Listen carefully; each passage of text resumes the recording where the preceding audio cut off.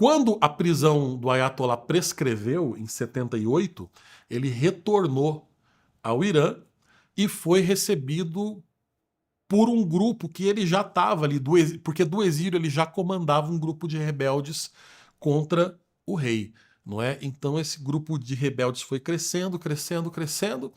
77 para 78, o Irã passou por uma crise econômica, desemprego, que baixou a popularidade do rei e fez com que mais gente começasse a aderir às ideias do Ayatollah Khomeini, que era a ideia de que o Islã estava, essa crise econômica e tudo mais, era uma espécie de castigo divino, não é, por conta do país ter permitido que mulheres votassem, ter permitido que mulheres fossem deputadas e senadoras, e obviamente também, né, as pessoas não se vestiam de modo ocidental no Irã, as pessoas consumiam arte ocidental, e eles diziam que isso era um castigo de Alá pelo país ter virado as costas para o Alcorão.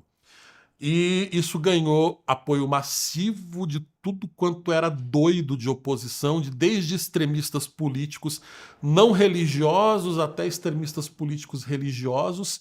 E a partir de 78 começou então um período de turbulência no Irã, com cada vez mais protestos comandados pelo Ayatollah Khomeini, até que, em final de 78, um cinema, para ser mais exato, o cinema Rex, né, ficou conhecido como o atentado do cinema Rex, que é um dos piores atentados terroristas da história. Ele foi incendiado, era um cinema gigantesco com várias salas de cinema, um cinema super moderno, e passava filmes ocidentais, o que os muçulmanos radicais detestavam. O Ayatollah vivia criticando que a exibição de cinemas era um dos principais pecados, né, do Shah, era permitir o cinema, porque o cinema corrompia as pessoas e tudo mais. E durante uma exibição no cinema Rex, que inclusive o principal filme em cartaz era um filme chamado O Corso, é a tradução desse filme em português. Você procurando bem no YouTube você consegue encontrar um filme iraniano de 77, se eu não me engano, 78, chamado O Corso, Corso com C cedilha.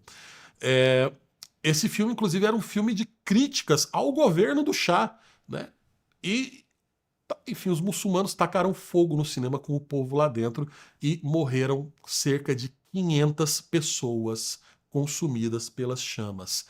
Uh, e depois começou uma onda de incêndio a cinemas no Irã. Para vocês terem ideia, no período da monarquia iraniana, do Shah Reza Pahlavi, nos anos 70, existiam 23 redes de cinema em Teherã.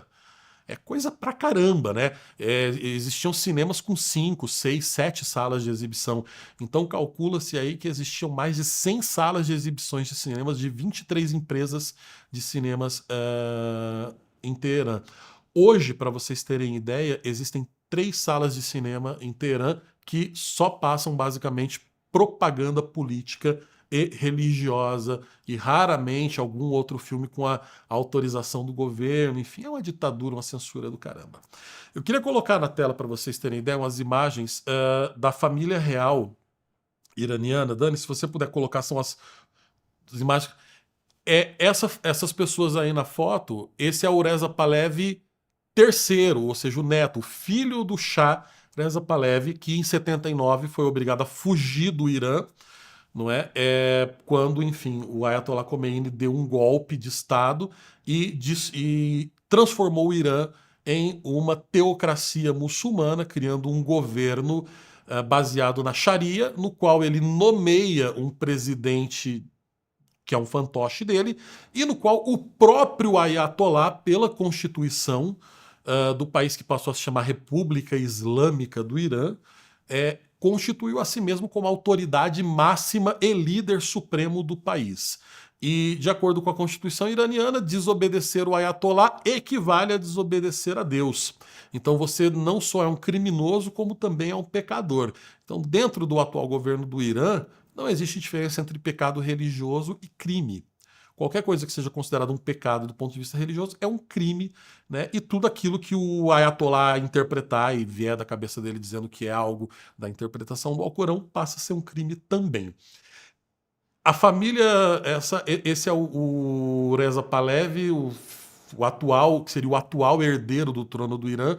Ao lado dele, a esposa dele, belíssima, a princesa Yasmine Pahlavi, e os filhos dele. E essa é a mãe dele, que era então a rainha de fato do Irã, a esposa do Shah, né, a rainha consorte do Irã, a Faradiba, né, que, de acordo com muitas pessoas, lembra a Audrey Hepburn. Ela era muito bonita. Aliás, ela está viva ainda, é uma senhorinha bem idosa, é uma senhora ainda muito elegante. Então vocês reparem que os trajes da família real iraniana eram trajes ocidentais. Olha, as mulheres se vestiam de maneira muito bonita. Se vocês pesquisarem fotos do Irã na década de 60, vocês vão ver mulheres andando assim como verdadeiras top models nas ruas, não é? Pessoas indo, enfim, de traje de banho às praias, uma vida cultural exuberante. E isso aí tudo acabou, porque esse sujeito aí da próxima foto, o nosso lindão, esse é o Ayatollah Khomeini. Então ele, né, de pessoas vestidas decentemente nós passamos, o Irã passou a ser liderado por esse sujeito insalubre, de turbantinho preto, que se tornou o supremo líder do país até 89, quando ele bateu as botas e o trono foi assumido então pelo seu sucessor, o Ayatollah Khamenei, o Ali Khamenei, que é, né, o barbudo lá da primeira foto que a gente estava vendo, que enfim é o atual líder supremo do Irã e que acabou de se reunir com o pessoal do Hamas, falando, porra, não seria uma nice se a gente varresse Israel do mapa?